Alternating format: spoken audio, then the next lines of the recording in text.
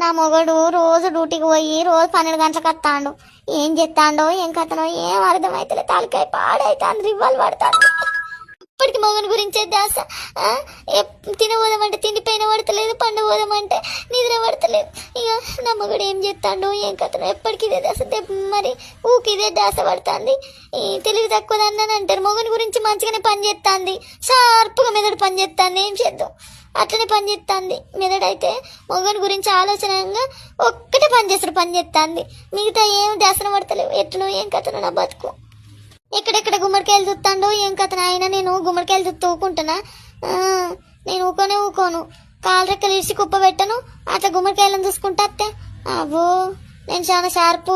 ఇంట్లో ఉండైనా అంత కనిపెడతా అంట.